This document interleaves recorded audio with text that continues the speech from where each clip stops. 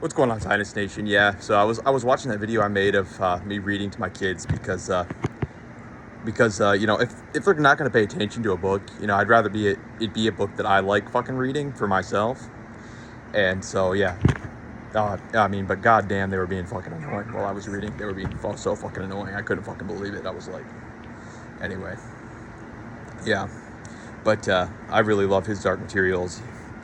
Um, And, you know, people say, why do you take that shit so seriously, like with Michael and his Dark Materials? And say, well, if it's all real, you know, if it's not real, none of it is real, life is just too fucking boring to believe, you know.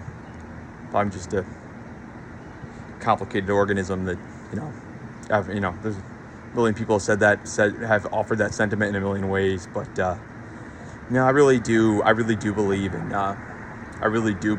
the Lord and in St. Michael, etc.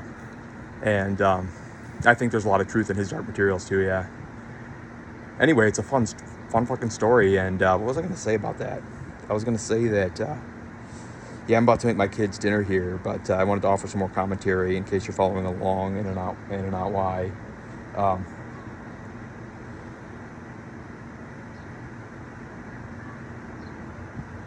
was going to say, you know, a lot of people, you know, if you haven't read the story yet, and before the book of Joshua was a spy, actually. Him and Caleb were spies.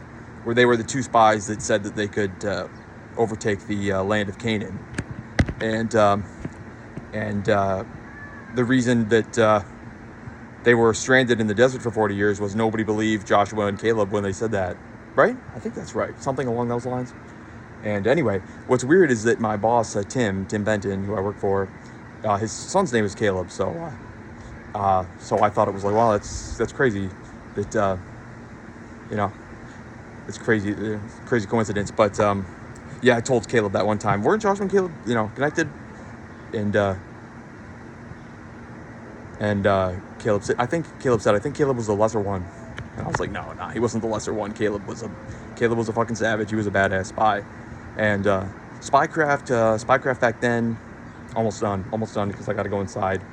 Spycraft back then was even more intense and multifaceted than it is today. Yep.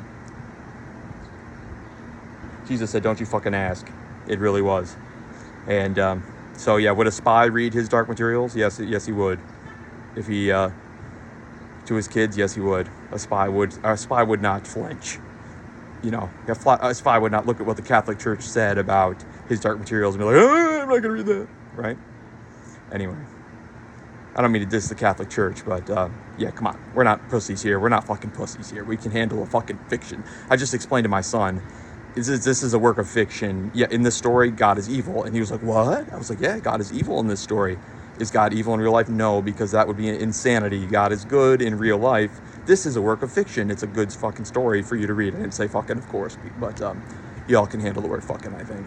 Anyway, yeah, the Rahab's girls like when I read to them, so I posted that for the Rahab's girls and anyone else who was interested. Yeah. Anyway.